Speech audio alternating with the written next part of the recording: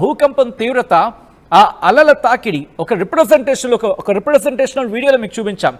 ఆ ప్రకంపనలు లేకపోతే ఆ తరంగాలు, ఆ వేవ్స్ అంటూ ఉంటాం కదా, ఆ వేవ్స్ కొన్ని వేల కిలోమీటర్లు కాకపోవచ్చు, కానీ కొన్ని వందల కిలోమీటర్లు ప్రయాణం చేస్తూ ఉంటాయి. ప్రయాణం చేసిన తర్వాత వాటిని తీరాలని తాకే ప్రయత్నం చేస్తూ ఉంటాయి. ఆ విజువల్ని కూడా మరి కాసేపట్లో వివరించే ప్రయత్నం చేస్తాను. ఒక్కసారి విజువల్స్ మీరు చూస్తున్నారు. ప్రస్తుతం కొన్ని రిప్రజెంటేషనల్ వీడియోస్, కొన్ని ఎగ్జాక్ట్గా జరుగుతున్న పరిణామం. కొన్ని చోట్ల అయితే ఇప్పటికీ రాకాస్యాలలు ముందుకొస్తున్నాయి, కొన్ని మీటర్లు ముందుకు వచ్చిన పరిస్థితి ఉంది. మరి ముఖ్యంగా 4 మీటర్ల ఎత్తులో ఆ అలలు ఎగసిపడుతున్నాయి. రాకాస్యాలలు ఎగసిపడుతున్న సందర్భంలో తీర ప్రాంత ప్రజలను ఇప్పటికీ అలర్ట్ చేశాయి ఆయా దేశ ప్రభుత్వాలు. ఆయా రాష్ట్రాలను కావచ్చు, ఆయా ప్రొవిన్సెస్ అంటూ ఉంటారు, ప్రొవిన్సెస్ కావచ్చు, దాంతోపాటు ఆయా ప్రాంత ప్రజల్ని, మరి ముఖ్యంగా తీర ప్రాంత ప్రజలు మీరు చూడొచ్చు. సాధారణంగా జపాన్ విజువల్ మీరు చూస్తున్నారు కదా, ఇది మనం ఎవరైనా బీచ్కి వెళ్ళిన ఎక్స్పీరియన్స్ ఉంటే కనుక వాళ్ళకి క్లియర్గా అర్థమవుతుంది. ఎందుకంటే ఆ తీరానికి వచ్చే సందర్భంలోనే ఒక వైట్గా, అంటే ఆ అలలు కాస్త మనకి తెల్లగా కనిపిస్తూ ఉంటాయి తీరానికి చాలా దగ్గరకు వచ్చే క్రమంలో. అంతకు ముందు వరకు కూడా ఏదో అల ఎగసినట్టుంటుంది, కింద పడుతున్నట్టుంటుంది, ఎగసినట్టుంటుంది, మళ్ళీ కింద పడుతూ ఉంటుంది. ఈ క్రమంలో ఆటుపోట్లు అంటూ ఉంటాం. ఆటుపోటు అనేది అంత పెద్ద పదవి ఇక్కడ వాళ్ళని, కానీ ఆ కెరటాలు ఎగసిపడే సందర్భంలో నీలంగానే కనిపిస్తాయి, మళ్ళీ కిందకు వచ్చిన నీలంగానే కనిపిస్తాయి సాధారణ రోజుల్లో. కానీ సునామీ వచ్చే సందర్భంలో కొన్ని కిలోమీటర్ల వరకు కూడా మనకి అక్కడి నుంచే ఆ వేవ్, ఆ ఇంపాక్ట్ మనకి కనిపిస్తూ ఉంటుంది. తెల్లగా ఆ లేయర్స్ మనకి ఆ కెరటాలకు సంబంధించి మనకు కనిపిస్తూ ఉంటుంది. కారణం ఏంటంటే ఆ భూప్రకంపనలు, సముద్రంలో భూప్రకంపనలు వచ్చే సందర్భంలో ఆ ప్రకంపనల ధాటికి అది ఎంత దూరంలో వచ్చింది, అంటే తీరం నుంచి ఎంత దూరంలో వచ్చింది, దాంతోపాటు దాని తీవ్రత ఎంత, దాని డెప్త్ ఎంత. అంటే సపోజ్ ఒక సర్కిల్ తీసుకుందాం అనుకున్నాం. సర్కిల్ ఒక డాట్ నుంచి దాని end point, so starting point dot అనుకుంటే ఎండింగ్ పాయింట్ ఎంత దూరం ఉంది, ఇంకా క్లియర్గా మాట్లాడుకుంటే ఒకసారి ఆ విజువల్ మీరు చూస్తున్నారు కదా, విజువల్కి సంబంధించి ఆ విజువల్ మీరు చూస్తున్నారు తీర ప్రాంతానికి సంబంధించి. అంటే కనుచూపు మేరలో భూకంపం వచ్చింది అనుకుందాం. కనుచూపు మేరలో భూకంపం వస్తే ఆ భూకంపం వచ్చిన తీవ్రత ఎంత, అది మ్యాగ్నిట్యూడ్ 5 ఉందా, మ్యాగ్నిట్యూడ్ 6 ఉందా, లేకపోతే మ్యాగ్నిట్యూడ్ 7 ఉందా. కొన్ని ప్రాంతాల్లో మ్యాగ్నిట్యూడ్ 6 ఉన్నా సునామీ వార్నింగ్స్ ఇస్తూ ఉంటారు, కొన్ని ప్రాంతాల్లో మ్యాగ్నిట్యూడ్ 7 ఉంటే సునామీ వార్నింగ్ ఇస్తూ ఉంటారు. సో అక్కడ ఆ తీవ్రత బట్టి ఇస్తూ ఉంటారు. దాంతోపాటు దాని డెప్త్, అంటే భూకంప కేంద్రం ఎక్కడ ఉంది, ఒక 10 కిలోమీటర్లో ఉందా, లేకపోతే 19 కిలోమీటర్ల, 20 కిలోమీటర్ల, లేకపోతే 30 కిలోమీటర్ల, లేకపోతే 100 కిలోమీటర్ల. ఒక సింపుల్గా చెప్పాలంటే, ఫర్ సపోజ్ ఇదిలా తీసుకుని ఒక బౌల్ తీసుకున్నాం, ఒక ఇంత పెద్ద బౌల్ తీసుకున్నాం అనుకుందాం. సో ఈ బౌల్లో ఇలా ఉంటుంది కదా బౌల్ అనేది. సో ఇక్కడ ఈ పాయింట్కి సంబంధించి భూకంపం ఎక్కడ వచ్చింది, సపోజ్ ఇలా ఉంది, ఇక్కడ తీర ప్రాంతం దగ్గరగా ఉంది అనుకుందాం. సో ఇక్కడ వచ్చే క్రమంలో దీని డెప్త్ ఎంత లోతులో వచ్చింది అనేది ప్రధానంగా చూడడం జరుగుతూ ఉంటుంది. దాంతోపాటు దాని తీవ్రత ఎంత, ఈరోజు వచ్చింది ఏకంగా 8.8 మ్యాగ్నిట్యూడ్. దాదాపుగా ఈ మధ్య చూసుకుంటే ఇంతగా వచ్చిన సందర్భాలు చాలా తక్కువ. దట్టు జపాన్లో వచ్చిన సందర్భం గతంలో మనం చూసాం. కొద్ది రోజుల క్రితం 7 తీవ్రతతో వచ్చినప్పుడు సునామీ హెచ్చరికలు కూడా వచ్చిన సందర్భాన్ని మనం చూసాం. అది కూడా సబ్జెక్ట్ ద కరెక్షన్ ఒక 2-3 వీక్స్ బ్యాక్ బిఫోర్ అనుకుంటాం. మనమే మాట్లాడుకున్నాం, ఈ ప్లాట్ఫామ్లోనే మాట్లాడుకున్నాం. సునామీ రావచ్చు, కాస్త ఇబ్బందికర వాతావరణం ఉంది అంటూ మనం మాట్లాడుకున్న తరుణంలో బాబా వంగ ప్రొడక్షన్ గురించి కూడా మనం మాట్లాడుకున్నాం. ఆ సందర్భంలో మీకు గుర్తుండే ఉంటుంటుంది. సో ఆ తీవ్రతకు వెళ్ళింది. అప్పుడు సునామీ హెచ్చరికలు కూడా ఇచ్చారు. సునామీ హెచ్చరికలు ఇచ్చిన నేపథ్యంలో కూడా అంతగా అఫ్కోర్స్ కాస్త భూ ప్రకంపనలు వచ్చిన సందర్భంలో మనం మాట్లాడుకున్నట్టుగా, సైంటిఫిక్గా మనం మాట్లాడుకున్నట్టుగా, ఎప్పుడైతే సముద్రంలో భూకంపాలు వస్తూ ఉంటాయో కాస్త అలలు ముందుకు వస్తూ ఉంటాయి. అంటే లోపల ఏర్పడిన ఆ ప్రకంపనలకి కాస్త తరంగాలు ముందుకు వస్తూ ఉంటాయి. సో అటువంటి సందర్భం, అంతే తప్ప ఊర్లను ముంచేసిందంటే కనుక బిగ్గెస్ట్ క్వశ్చన్ మార్క్. అంత ఇంపాక్ట్ లేదు. బట్ ఈ రోజు వచ్చింది ఆ కేంద్రం గురించి మాట్లాడుకున్నా, అంటే దాని డెప్త్ గురించి మాట్లాడుకున్నా, దాని మ్యాగ్నిట్యూడ్ గురించి మాట్లాడుకున్నా. ఇక్కడ ఒక సింపుల్గా మాట్లాడే ప్రయత్నం చేసుకుందాం. ఒక బౌల్ తీసుకుందాం. ఆ బౌల్ ఎంత లోతులో, మీరు ఒక ప్లాట్ఫామ్ మీద ఉంది, సపోజ్ ఒక బల్ల మీద ఇలా ఉన్నప్పుడు దాని మీద బౌల్ పెట్టాం. ఆ బౌల్ పెద్దదనుకోండి, మీరు కింద టచ్ చేస్తే అది రావడానికి టైం పడుతుంది. అదే బౌల్ చిన్నదనుకుందాం, ఫస్ట్ సపోజ్ నేను చెప్తున్నా, అలాంటప్పుడు మీరు వెళ్ళేస్తే దాని ప్రకంపనలు ఉంటాయి. అది మాట. అంటే డెప్త్కి మ్యాగ్నిట్యూడ్కి ఆ రెండు కనెక్టివిటీ అయిన సందర్భంలో ఆ రెండు కూడా ఎక్కువ, అంటే డెప్త్ తక్కువ ఉండి మ్యాగ్నిట్యూడ్ ఎక్కువ ఉంది, దాంతోపాటు కోస్టల్ ఏరియాకి దగ్గరగా ఉందనుకుందాం, అది ఇంకా ఇంపాక్ట్ ఉంటుంది. ఎంత ఇంపాక్ట్ ఉంటుందంటే మనం ఇన్ఫాక్ట్ కొద్దిసేపటి క్రితం డేటా మనం మాట్లాడుకున్నట్టుగా ఆ డేటా గురించి మాట్లాడుకునే ప్రయత్నం కూడా చేద్దాం. అదే ఇంపాక్ట్ చూపిస్తూ ఉంటుంది. సో ఈ క్రమంలోనే కేవలం భూకంపాలు మాత్రమే, భూ ప్రకంపనలు మాత్రమే అక్కడ ప్రభావాన్ని చూపిస్తాయా? కాదు. కేవలం భూ ప్రకంపనలే కాదు, మనకి మన భూమి మీద ఎలాగైతే కొండలు ఉంటూ ఉంటాయో సముద్రం లోపల మీరు ఎప్పుడైనా కాస్త ఈ జియోగ్రఫీకి సంబంధించిన ఛానల్స్ ఉంటూ ఉంటాయి, లేకపోతే ఆ ఇమేజెస్ మీరు చూస్తే సముద్రం లోపల కూడా ఎత్తైన కొండలు ఉంటూ ఉంటాయి. సో అటువంటి సందర్భం కూడా అక్కడ ఉంటూ ఉంటుంది. అక్కడ కూడా కొండ చర్యలు విరిగిపడే సందర్భాలు ఉంటాయట.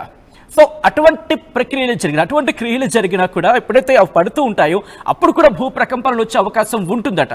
నిజంగా వినడానికి షాకింగ్గా ఉండి కూడా నేను కూడా షాక్ అయిన సందర్భం వాటి గురించి మాట్లాడుకుంటున్న క్రమంలో. వీటితో పాటు అగ్నిపర్వతాలు బద్దలైన సందర్భాల్లో కూడా రీసెంట్గా subject location I think Japan అనుకుంటా, జపాన్లో సమ్వేర్ అక్కడ మనం అగ్నిపర్వతం బద్దలైతే కనుక సునామీ వచ్చేస్తుంది, సునామీ రావచ్చు అంటూ కూడా ఒక చర్చ జరిగింది. సో ఈ సునామీలు, ఈ అగ్నిపర్వతాలు బద్దలవడాలు, ఇంకొక మాట దీనికి యాడ్ ఆన్ చేస్తే చైనాకి ఇప్పుడు ఎటువంటి దారుణమైన పరిస్థితులు చైనా చవిచూడబోతుంది అనేది జరుగుతున్న చర్చ. అఫ్కోర్స్ ఎందుకు ఈ క్వశ్చన్ ఇప్పుడు తెర మీదకి వస్తుందంటే చైనాలో ఇప్పటికే భారీ వర్షాలు ఉన్నాయి. ఈ భారీ వర్షాలకు తోడు సునామీ హెచ్చరికలు ఉన్నాయి. అదేంటది, ఎందుకు చైనాకు అంటే కనుక ఈ పసిఫిక్ ఓషన్ గురించి మాట్లాడుకున్న క్రమంలో వాళ్ళకు కూడా ఇంపాక్ట్ ఉంది. ఇప్పుడు అమెరికానికి ఎలాగైతే మాట్లాడుకుంటున్న సందర్భం ఉందో వాళ్ళకు కూడా. సో ఇన్ని సాధ్యాలు ఉన్నాయి. సో ఈ నేపథ్యంలోని కొంతమంది రియాక్ట్ అవ్వడం జరుగుతుంది. అమెరికా నాశనం అవ్వాలి అంటూ కొంతమంది కోరుకుంటున్న సందర్భం ఉంది. సో ఇటువంటి సినారియోలో ఒక పోల్ని మీ ముందుంచే ప్రయత్నం చేస్తుంది ఆర్టీవీ. ఈ సునామీ యుగాంతానికి సంకేతం అంటే ఎస్ అని కొంతమంది, నో అంటూ మరికొంతమంది రియాక్ట్ అవుతున్నారు. సో పర్సంటేజ్లో మాట్లాడుకున్న క్రమంలో ఎస్ దాదాపుగా 70% మంది ఎస్ అంటున్నారు, నో అంటూ మిగిలిన 20 నుంచి 30% అంటున్న సందర్భం. అలాగే మరికొంతమంది కమెంట్ చేస్తున్నారు. నాగరాజు కమెంట్ చేశారు, వాళ్ళతో పాటు మిగతా వాళ్ళు కూడా కమెంట్ చేయడం జరుగుతోంది. కళ్యాణ్ కమెంట్ చేస్తున్నారు, అలాగే ఆసిత్, వీళ్ళందరూ కూడా sorry of course me name అటు ఇటు నేను చదువుంటాను, సారీ ఒకవేళ నా ప్రొనౌన్సియేషన్ రాంగ్ ఏంటో కనుక. But coming back to the subject, కొద్దిసేపటి క్రితం మాట్లాడినట్టుగా ఇంతవరకు వచ్చిన భూకంపాలు కావచ్చు, భూ ప్రకంపనలు కావచ్చు, సునామీకి దారితీసిన సందర్భాలు ఉన్న చరిత్ర ఉంది. కానీ ఆ సునామీలు హెచ్చరించిన సందర్భం ఏంటంటే కనుక జాగ్రత్త పడండి అని ఒక హెచ్చరికలు జారీ చేస్తున్నట్టు కనిపిస్తోంది. ఎందుకంటే రిమెంబర్, ఇవన్నీ జరుగుతోంది సముద్రంలోని. మనం మన చెత్త చెదారం అంతా ఎక్కడ తోసేస్తున్నాం?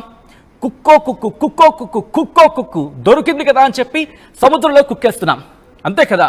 వాటర్ పొల్యూషన్ అక్కడే, ఎయిర్ పొల్యూషన్ అక్కడికి అంత అవకాశం లేదు కాబట్టి దాన్ని కూడా మనం ఎయిర్ పొల్యూషన్ చేసేస్తున్నాం. వాటర్ పొల్యూషన్, దాంతోపాటు ప్లాస్టిక్ బాటిల్స్, అక్కడ తాబేళ్లు కావచ్చు ఎంత ఇబ్బంది పడుతున్నాయి. సో ఇవన్నీ కూడా ఎందుకో మనకి ఇబ్బంది పెట్టే వాతావరణానికి దారి తీస్తారనడంలో ఎటువంటి అతిశయోక్తి లేదు. సో ఇక్కడి నుంచి మనం మాట్లాడుకునే క్రమంలో ఇప్పటికే భూకంపాలు అయితే వచ్చాయి. బట్ సునామీకి దారితీస్తున్న భూకంపాల గురించి మాట్లాడుకున్న సందర్భంలో దానిలో మరి ముఖ్యంగా అత్యంత దారుణమైన వాటి గురించి మాట్లాడుకునే ప్రయత్నం చేస్తున్నాను. ఎందుకంటే అమెరికా ఇప్పుడు చాలా దారుణమైన పరిస్థితిని ఎదుర్కొంటున్న సందర్భం మాట్లాడుకుంటున్న సందర్భం. ఎందుకంటే ఈ సునామీ హెచ్చరికలు ఇక్కడ అమెరికా గురించి మాట్లాడుకుంటే భారీ వర్షాలు అమెరికా చవి చూసింది. దాంతోపాటు వైల్డ్ ఫైర్స్ అంటూ ఉంటాం కదా, దాని ఏమంటారు, దావా నలాలు, ఇంకా కార్చిచ్చులు, కరెక్ట్, కార్చిచ్చులు. సో వీటన్నిటినీ కూడా అమెరికా చవి చూసింది ఈ మధ్యకాలంలో. దాంతోపాటు భూ ప్రకంపనలు అయితే చవి చూసిందని చెప్పుకోవచ్చు. సో ఇటువంటి క్రమంలో 1775 చూసుకుంటే అప్పుడే ఇంకా 1,00,000 మంది ఈ సునామీకి మరణించిన సందర్భం. అప్పుడు సంభవించిన సునామీ పోర్చుగల్లో సంభవించిన సునామీ తీవ్రత 8.5 నుంచి 9 తీవ్రతతో వచ్చినప్పుడు 1,00,000 మంది ఆ సునామీకి బలైపోయారు. అప్పుడు ఏకంగా 30 మీటర్లు ఎగసిపడిన సందర్భం ఉంది. అలా మాట్లాడుకుంటే ఇంకా చాలా ఉన్నాయని చెప్పుకోవాలి. బట్ నేను కొన్ని మీకు మచ్చుకు మాత్రమే చెప్పే ప్రయత్నం చేస్తున్నా. చిలీలో వచ్చిన భూకంపం అది 1960లో వచ్చింది. అది కూడా 9.5 తీవ్రతతో వచ్చిన సందర్భంలో దాదాపుగా అప్పుడు 1655 మంది ప్రాణాలు కోల్పోతే 20 లక్షల మంది నిరాశ్రైన సందర్భం ఉంది. ఇదే అమెరికాలో 1964లో 9.2 మ్యాగ్నిట్యూడ్తో భూకంపం వచ్చింది. అప్పుడు 150 మంది మరణించిన సందర్భం ఆ సునామీకి. భూకంపం దాని తర్వాత వచ్చిన సునామీ కారణంగా 130 మంది మరణిస్తే కనుక ఏకంగా 200 కోట్లకు పైగా ఆస్తి నష్టం సంభవించింది అక్కడ. సో ఇది చరిత్ర. అమెరికాకు సంబంధించి కావచ్చు, మిగిలిన ప్రాంతాలకు సంబంధించి 2004లో వచ్చిన భూకంపం గురించి మాట్లాడుకుంటే 2004లో ఇండోనేషియాలో వచ్చిన భూకంపం 9.1 తీవ్రతతో అప్పుడు సుమారు 3 లక్షల మంది మీద సుమారు 3 లక్షల మంది ప్రాణాలను బలి తీసుకున్న సందర్భం ఆ సునామీ. దాంతోపాటు ఇటు సౌత్ ఏషియా అలాగే ఈస్ట్ ఆఫ్రికా ఈ ప్రాంతాల్లో సుమారుగా 10 లక్షల మంది పైగా నిరాశ్రయులయ్యారు.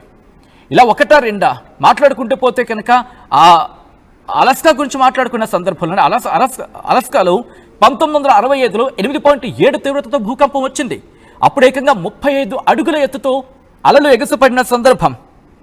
అరుణాచల్ ప్రదేశ్లో 1950లో వచ్చింది. అప్పుడు ఏకంగా 8.6 తీవ్రత. ఏది ఎక్కడ అస్సాం టిబెట్ ఆ ప్రాంతాలకు సంబంధించి మాట్లాడుకున్న క్రమంలో ఈ ఘటనలో 780 మంది మరణించిన పరిస్థితి. ఇక 1868లో చిలీలో వచ్చింది. మనం మాట్లాడుకుంటే 8.5 తీవ్రతతో ఏకంగా 25,000 మంది మరణించారు.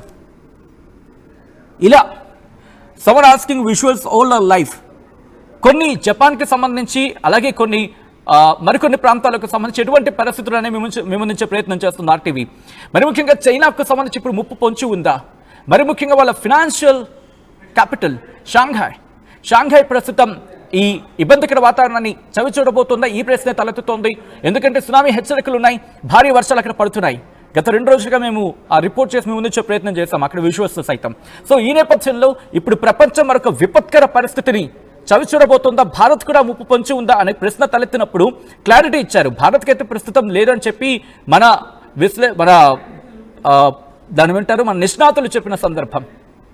మరి ముఖ్యంగా మన అథారిటీస్ చెప్తున్నాయి ఏమని, మనకేం ఇబ్బంది లేదు, పసిఫిక్ ఓషన్లో వచ్చిన కాస్త ఆ తీవ్రత ఆ ఇంపాక్ట్ ఉండొచ్చు, ఇండియన్ ఓషన్లో ఉండొచ్చు, కానీ మనకి ఇండియాకి ఎటువంటి ఇంపాక్ట్ లేదు, భయపడాల్సిన అవసరం లేదని కూడా చెప్పింది. సో ఈ నేపథ్యంలో మీకేమనిపిస్తుందని చెప్పి కామెంట్ చేసే ప్రయత్నం చేయండి.